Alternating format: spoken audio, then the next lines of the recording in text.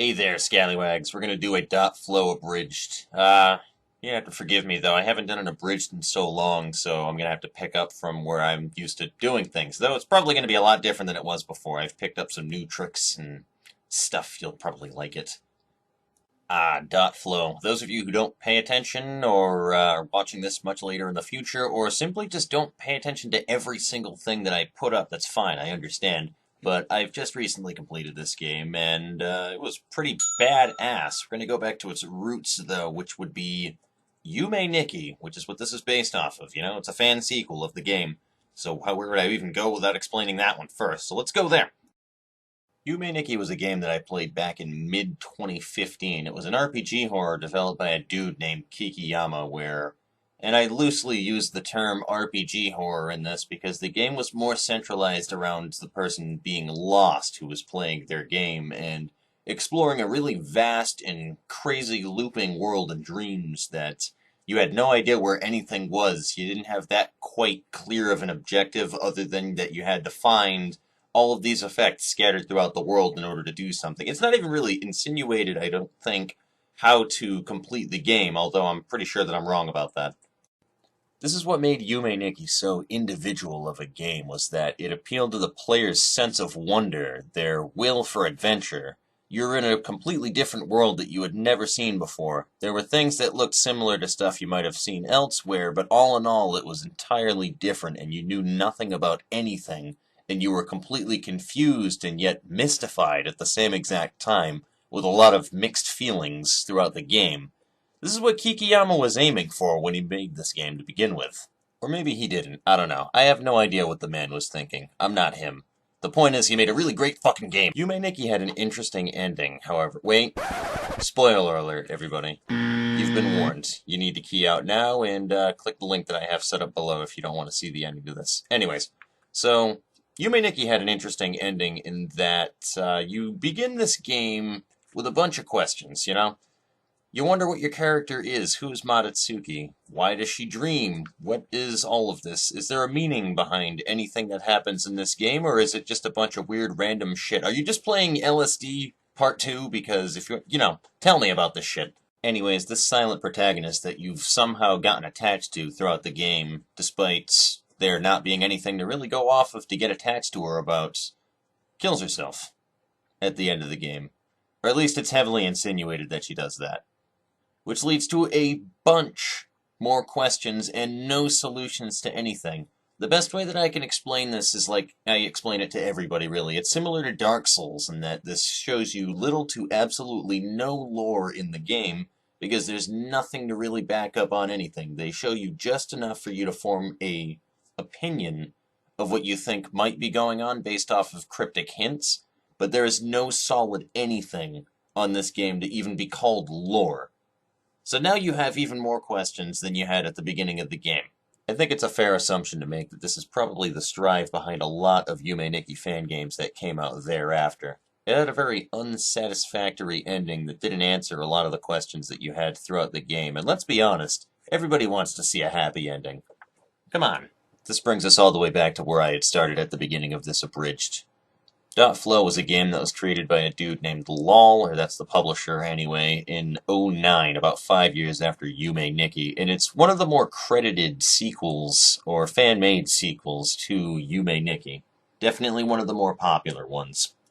.flow featured an elegant meshing of older themes from the original Yume Nikki, as well as new content. All in all, if you had played the first game, then you would easily be able to jump into this one without a problem at all whatsoever. And the best part about it is that a lot of it was really straightforward, versus the first game where everything was very confusing and too open for you to be able to grasp an idea of doing things without having a map laid out in front of you the whole time.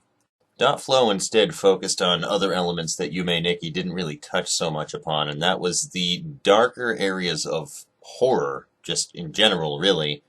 I wouldn't label that as a RPG horror, to be honest with you, for the original Yume Nikki, but .flow is definitely in the range of being a horror game, or at least really close.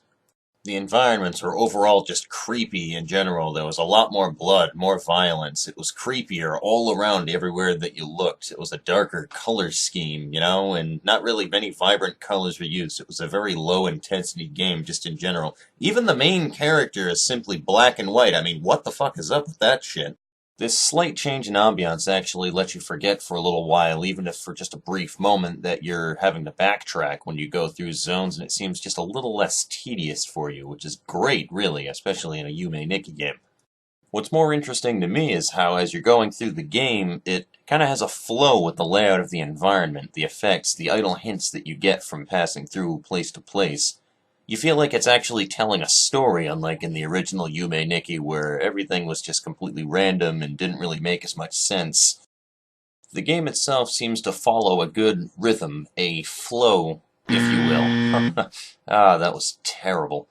All jokes aside, though, there are some recurring themes that pop up into this game, one of the main ones being body mutilation, interestingly enough.